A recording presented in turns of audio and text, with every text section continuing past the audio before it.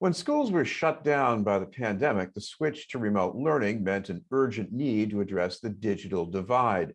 But with the move back to classrooms, technology and access remain serious concerns. That's the message conveyed by educators and advocates in a recent letter to state officials. To tell us about the message is one of its supporters, a civil rights fellow with Lawyers for Civil Rights, Sara Wilson. Thank you very much for being with us, Sara.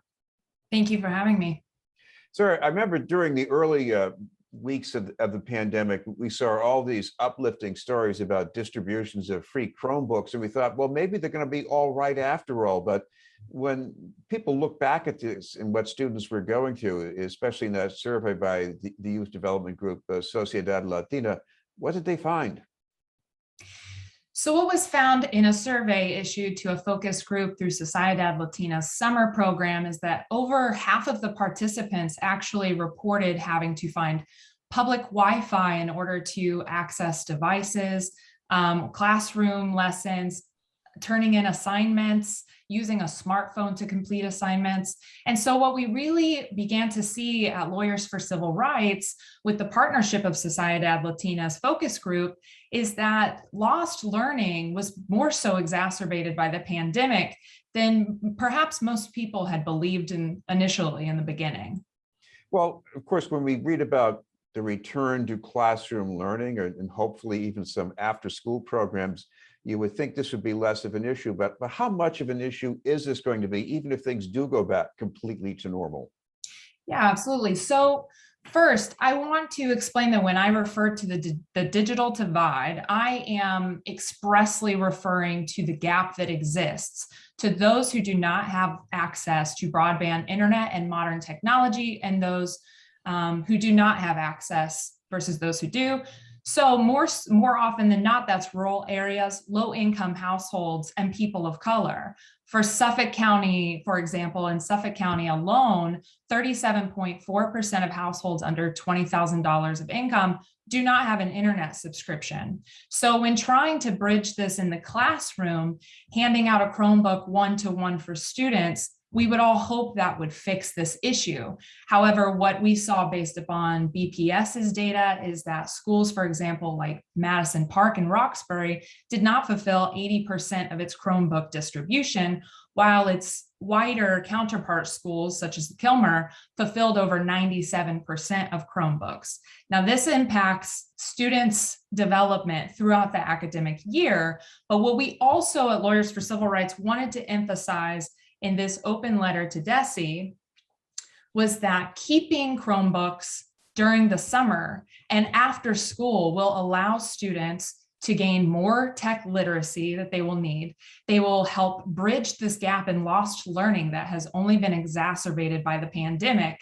And by funding community partners with workshops, this will not only increase STEM camps, summer educational programs, but it will keep students included through the summer term to help bridge that gap. So the one-to-one Chromebook match exceeds far beyond just the academic year into those after-school hours and that summer term. One of the things that's interesting here is that a lot of people thought, well, if somebody in the house had a smartphone with Wi-Fi, that was digital access or internet access even. But at the same time, if you're a student, you're trying to take advantage of certain learning platforms, what does that mean?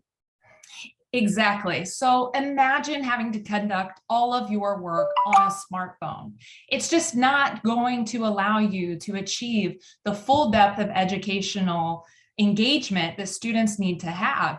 Students who tend to have low access to no access of internet with a modern technology, so we're talking about a laptop instead of some tablet or a smartphone, they tend to perform lower if they do not have access to the internet or a device.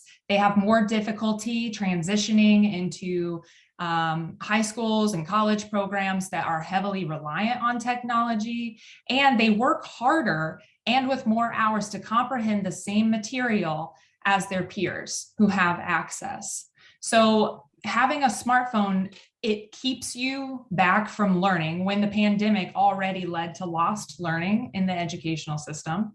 But it also just hinders student development overall because of not accessing programs, not being able to turn in assignments because you don't have the software to do so, not being able to virtually attend class in your virtual classroom where your peers are who have access, which is just an increased barrier to a student's development to success. Well, it does seem that you need something like a laptop to adequately engage by Absolutely. Zoom. But going forward, how much of an issue is that going to be? It's going to remain an issue. I mean, at the end of the day, tech inequities existed before the pandemic. They are going to exist after the pandemic, but in a more so emphasized way because of this gap in learning and development that students have already faced. So, tech equity is a long-term problem that has only been met with short-term solutions, and students deserve better than that. What about access to STEM learning? Because I think that also requires some digital infrastructure.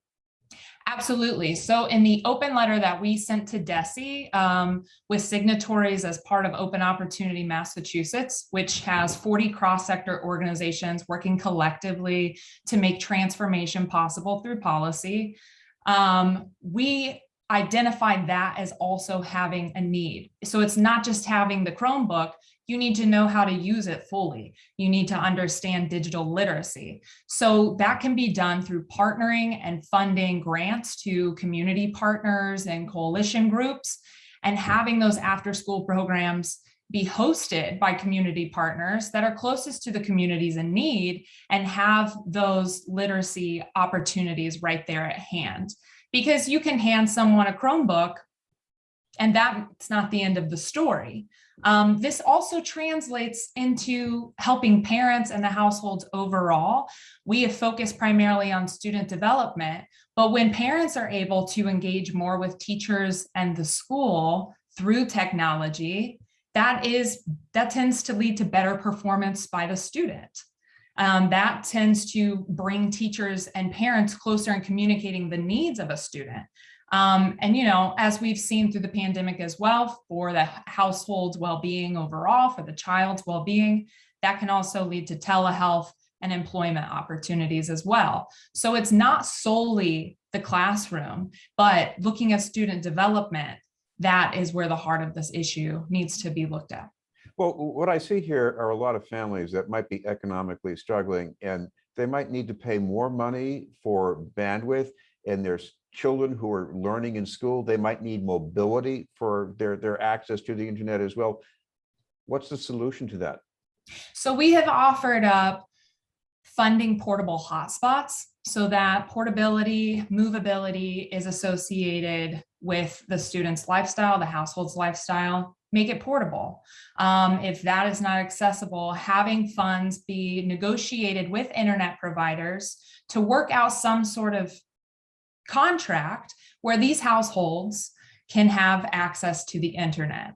In our opinion, if you can qualify for free or reduced lunch because you have a low income in your household, you should also qualify for internet access to be subsidized, whether that's through DESE, the city of Boston. However that needs to be done, it needs to be done because students don't get this time back.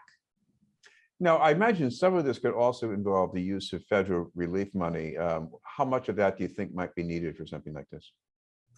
So the federal relief money, ESSER funds are coming in. BPS will be finalizing ESSER funds this fall. And I think it needs to be, tech inequities need to be at the center of ESSER funding.